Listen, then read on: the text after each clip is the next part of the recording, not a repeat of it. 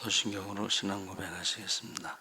전능하사 천지를 만드신 하나님 아버지를 내가 믿사오며 그 외아들 우리 주 예수 그리스도를 믿사오니 이는 성령으로 잉태하사 동정녀 마리아에게 나시고 본디오 빌라도에게 고난을 받으사 십자가에 못 박혀 죽으시고 장사한 지 사흘 만에 죽은 자 가운데서 다시 살아나시며 하늘에 오르사 전능하신 하나님 우편에 앉아 계시다가 저희로서 산자와 죽은 자를 심판하러 오시리라.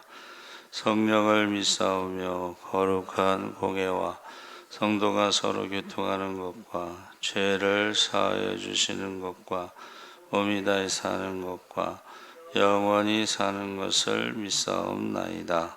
아멘. 찬송가 430장 찬송하시겠습니다.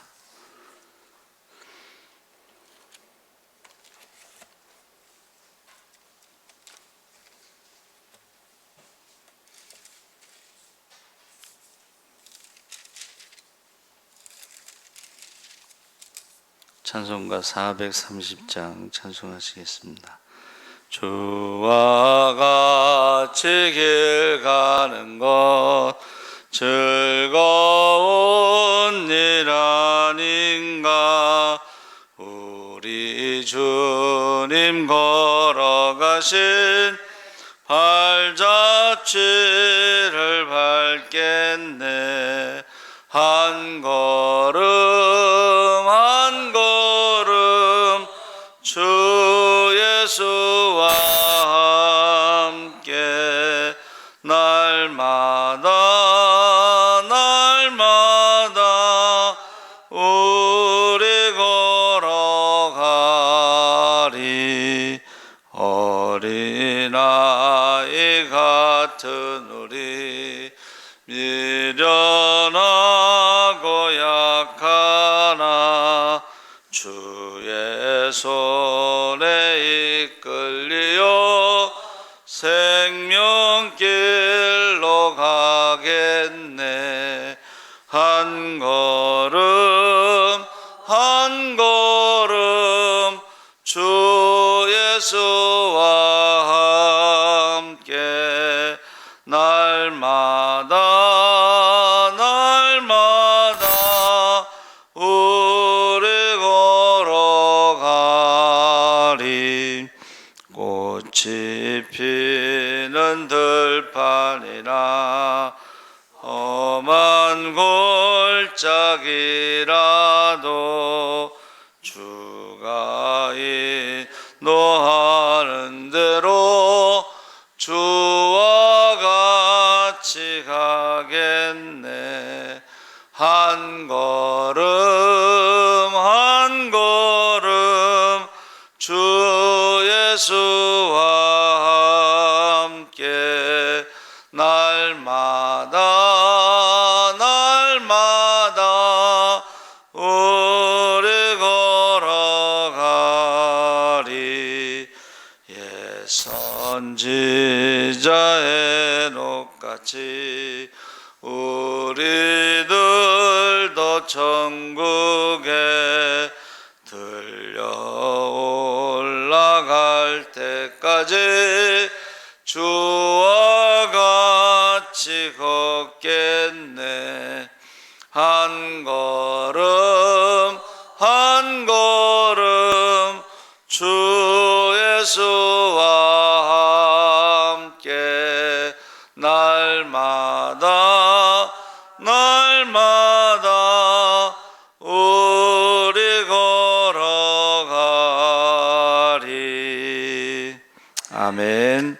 하나님의 말씀은 사도행전 15장 1절에서 3절 말씀입니다. 신약성경 212쪽에 있습니다.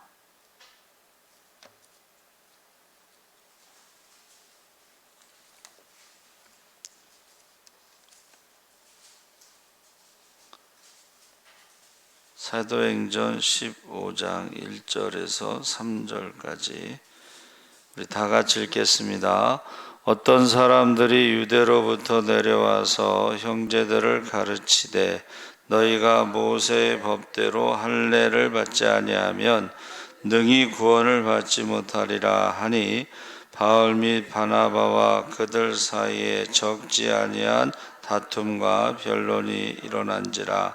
형제들이 이 문제에 대하여 바울과 바나바와 및 그 중에 몇 사람을 예루살렘에 있는 사도와 장로들에게 보내기로 작정하니라. 그들이 교회의 전송을 받고 베니게와 사마리아로 다니며 이방인들이 주께 돌아간 일을 말하여 형제들을 다 크게 기쁘게 하더라. 아멘. 할렐루야. 네, 좋은 아침입니다. 잘 오셨습니다. 감사합니다. 말씀의 제목은 예루살렘 1차 총회 1차 회의라는 제목으로 말씀을 하려고 합니다. 사도행전 13장서부터는 구체적으로 바울의 복음 사역에 초점이 맞춰 기록하고 있습니다. 처음에 바울이 사역하고 있을 때는 바나바와 사울 11장에 12장 이렇게 순서였지만 13장 42절 이후로 바울과 바나바로 순서가 바뀌면서 기록되어 있습니다. 그 이유는 예루살렘에서 바나바를 더 신뢰하고 있다는 그런 것을 의미하고, 그러나 누가는 이제 바울을 통해서 이방인의 사도로 쓰임 받는 것을 중심으로 기록하고 있습니다. 그러니까 누가복음과 사도행전은 누가가 기록한 것이죠. 그래서 전반부는 이제 베드로 중심으로 예루살렘 중심으로 사역을 기록했다면 후반부는 바울 중심으로 이방인 전도를 중심으로 기록하고 있습니다. 그런데 그 안디옥 교회는 그 예루살렘에서 도망친 그 스데반의 순교 이후로 예루살렘에 큰 핍박이 있었고, 그 사람들이 도망가서 세운 교회가 안디옥 교회인데 이방인의 땅에 세워진 교회죠. 그래서 이제 성도들이 대부분 이방인인데, 그때 이제 바울과 바나바를 선교사로 파송도 했죠. 그래서 그들이 5년간 복음 증거하면서 많은 열매를 맺고 다시 안디옥으로 돌아왔을 때, 그리고 1년 후에 AD 50년에 개인적으로 유대로부터 내려온 형제들이 모세의 율법을 지켜야 한다고 주장하는 것입니다. 그러니까 안디옥 교회가 바울과 바나바를 선교사로 파송하고 1차 전도여행 5년이 끝나고 그 다음 해에 이제 이런 문제가 생긴 것이죠. 그래서 모세의 율법 중에서도 할례를 행해야 구원을 얻는다고 믿음의 형제들을 시험했습니다.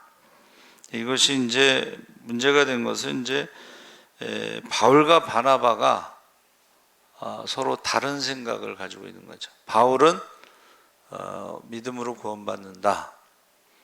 바나바는 모세의 율법을 지켜야 되고 할례를 받아야 구원받는다. 근데 이제 사실은 바나바가 선임이죠. 바나바가 바울을 데려온 거죠. 공동 목회를 한 거죠.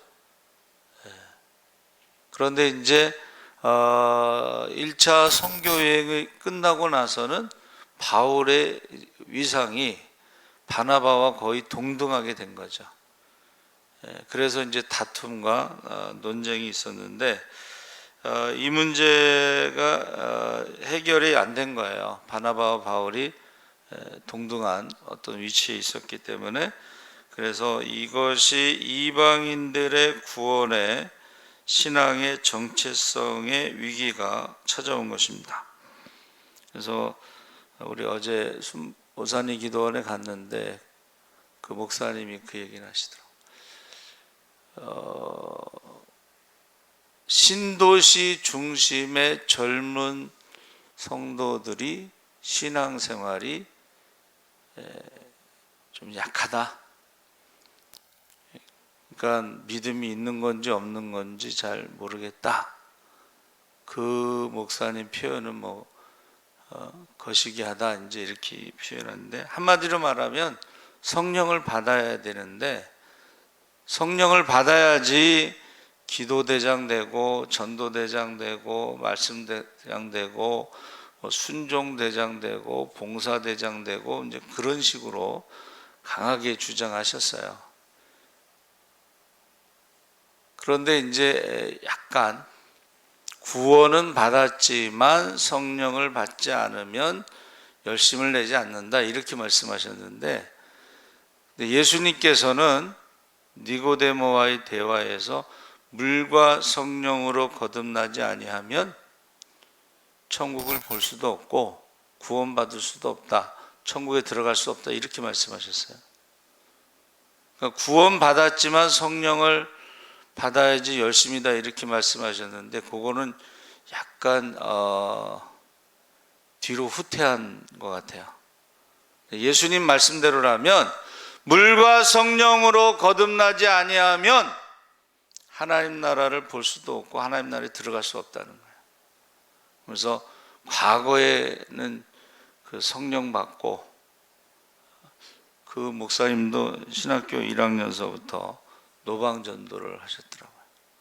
그리고 목회에 항상 성령에 대해서 강조하면서 많은 기사와 이적이 나타나고, 본인 말로는 말씀으로는 이제 죽어가는 사람 3명이 살아났다.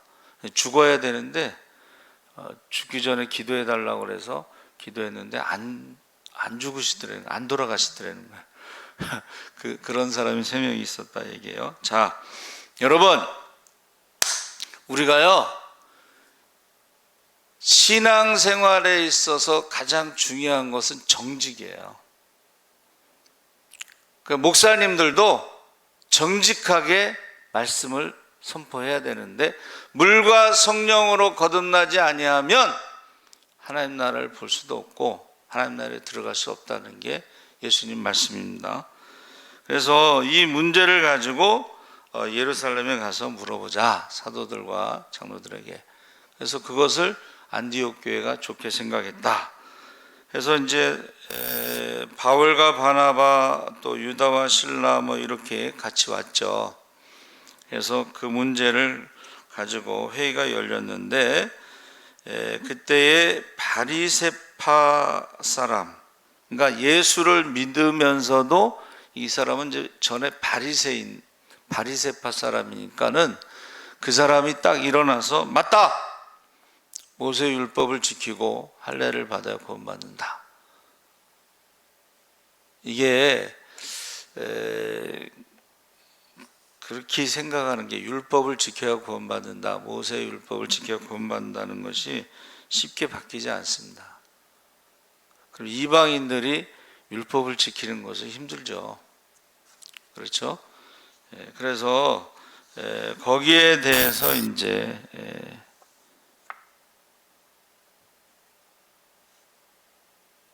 우리가 그 구원에 있어서 예수 외에는 다른 이름이 없다고 그랬죠.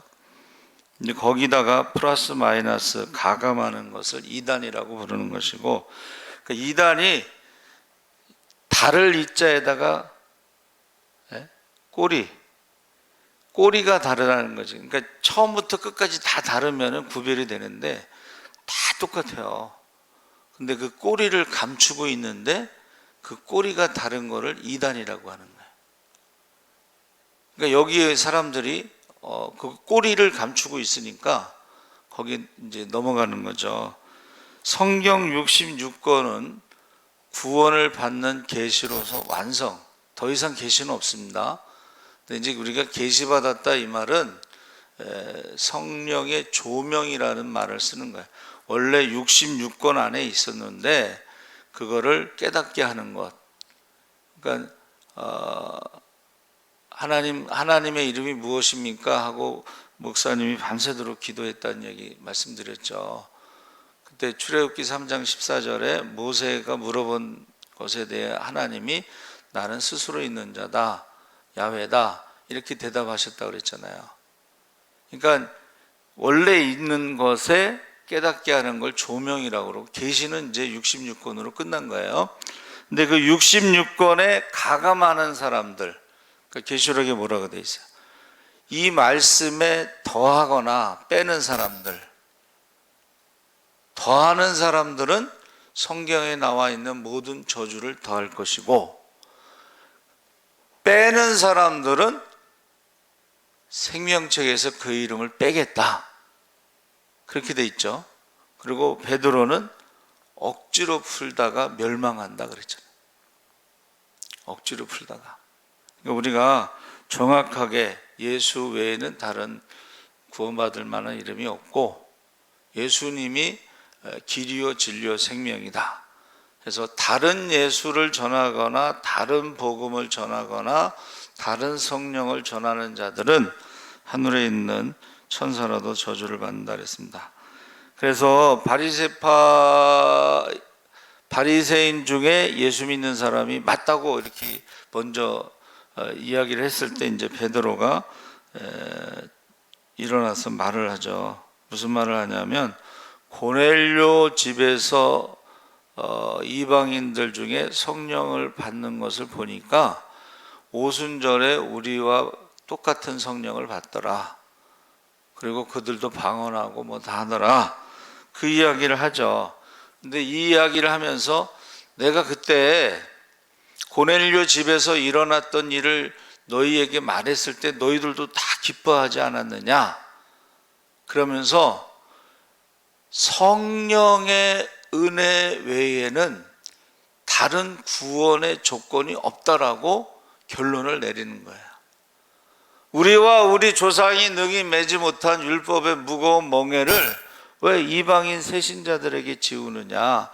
성령 받고 구원 받는 거 외에, 그러니까 우리가 예수를 믿고 그 다음에 예수의 이름으로 세례 받고 죄 용서함 받고 성령을 선물로 받는 거 외에는 구원의 조건이 없다는 거야. 그래서 은혜에는 차별이 없다라는 그 은혜는 성령을 받은 은혜를 말하는 거야. 오늘날 이 자유주의 신학자들이 성령은 초대교회만 있었던 특별한 상황이었다. 그리고 지금 성령을 인정하지 않고 무슨 방언하면 귀신이 들린 거라고 그러고, 그런데 문제는 목회 현장에서 기적이 일어난다는 거예요. 병든 자가 고침받고 귀신이 떠나가고, 목회 현장에서는. 그래서 제가 오면서 무슨 얘기를 했냐면, 앞으로는 이 성령 받아서 귀신 나가고 병 고치고 뭐 죽은 자가 살아나고 이런 설교를 들을 수가 없을 것입니다. 자유주의 신학을 하면서 성령을 인정하지 않고 성령 받지 않은 사람들이 목회를 하다 보면 이런 설교를 할 수가 없다는 거예요, 앞으로는. 근데 성령을 받지 않으면 구원받지 못한다는 거예요. 그게 예수님 말씀이에요. 그래서 베드로가 그 성령의 은혜로 구원받는다 그랬을 때에 이제 야고보가 일어나요. 야고보가 세 번째로 바울과 바나바의 증언, 베드로의 증언을 듣고 구약을 인용해서 아모스 9장 11절 12절에 유대인과 이방인 그리스도인들이 그리스도 안에서 남은 자가 될 것이라는 예언이 성취되었음을 공포하는 것입니다. 그래서 여기서 남은 자가 구원받는다는 것은 구원받는 자의 수가 많지 않다는 것을 의미하는 것입니다. 우리가 1000만 성도를 자랑하지만 1000만 성도가 다 구원받는 게 아닙니다. 알곡과 쭉정이를 나누는 게 교회 안에서 나누어지는 것입니다. 교회 밖에 있는 것을 가라지라고 그러고, 그래서 성령 받지 않으면 하나님 나라에 대해서 볼 수도 없고 들어갈 수도 없다라는 이 말씀을 선포해야 되는 거예요. 그래서 야고보가 지금 결론을 내리는데, 야고보의 위치가 사도는 아니지만 주님의 동생 야고보가요, 낙타무릎이라고 하는 별명을 갖고 있어요. 얼마나 기도를 많이 했으면, 기도를 얼마나 많이 했으면 사도들보다도 더 권위가 있었다는 거예요. 그래서 사도들이 말한 것에 대해서 결론을 야고보가 내리는 거예요. 그래서 베드로의 말이 맞다. 성령을 받아야 구원받는다. 그 외에는 다른 조건이 없는데, 그러나 우리가 생활하는 가운데 네 가지 생활 규범을 제시하는데, 첫째는 우상의 더러운 것, 두 번째는 음행, 세 번째는 목매어 죽인 것, 네 번째는 피를 멀리하는 것. 이 네 가지를 우리가 구원받은 사람들은 조금 우상을 섬기는 사람들과 다르게 생활하자 하고, 이걸 이제 편지를 써서 이 모세의 율법을 지켜야 구원받는 사람들이 교회마다 돌아다니면서 그걸 강조한 거예요. 그러니까 이방인 새신자들은 저 율법을 모르잖아요. 구약을 잘 모르잖아요. 그러니까는 혼란스러운 거예요, 정체성이. 그래서 이 편지를 베드로가 아니고 바울과 바나바와 유다와 실라, 그 사람들이 편지를 가지고 가서 읽어준 거예요. 예루살렘에서 사도들과 장로들이 이렇게 결정했다. 성령의 은혜 외에는 다른 아무 조건이 없다. 모세 율법을 지켜야 되는 것도 아니고 할례를 받아야 되는 것도 아니다. 그래서 사도행전 15장 15절에서 31절이 그 내용입니다. 그래서 15절에 선지자들의 말씀이 이와 합하도다 기록된 바, 이 기록된 바라는 것은 다 구약 성경을 말하는 거예요. 그래서 아모스, 아까 말씀드린 9장 11절 12절에 또 이후에 내가 돌아와서 다윗의 무너진 장막을 다시 지으며 또 그 퇴락한 것을 다시 지어 일으키리니 이는 그 남은 사람들과 내 이름으로 일컬음을 받는 모든 이방인들로 주를 찾게 하려 함이라 하셨으니, 즉 예로부터 이것을 알게 하시는 주의 말씀이라 함과 같으니라. 그러면서 19절에 그러므로 내 의견에는 이방인 중에서 하나님께로 돌아오는 자들을 괴롭게 말고 다만 우상의 더러운 것과 음행과 목매어 죽인 것과 피를 멀리하라고 편지하는 것이 가하니 하고, 이는 예로부터 각 성에서 모세를 전하는 자가 있어 안식일마다 회당에서 그 글을 읽음이니라. 그러니까 지금 예수를 믿는 사람들이 회당에서 모인 거예요. 그래서 그때는 유대교와 기독교가 이렇게 분리가 안 됐었어요.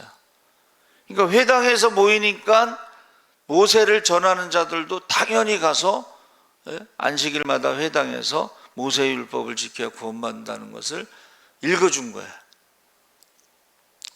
이제 나중에 이제 기독교와 유대교가 이제 다르다는 것이 이제 나중에 나눠지는데, 지금까지는 나눠지지 않고 구분되지 않고 유대교를 바리새파, 사두개파, 열심당원, 그리고 SNF파 이렇게 네 개를 유대주의라고 그러는데, 거기에 나사렛파가 하나 첨가된 것으로 생각한 거예요.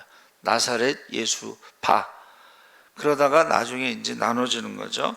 그래서 이 편지를 사도와 장로된 형제들은 안디옥과 수리아와 길리기아에 있는 이방인 형제들에게 문안하노라.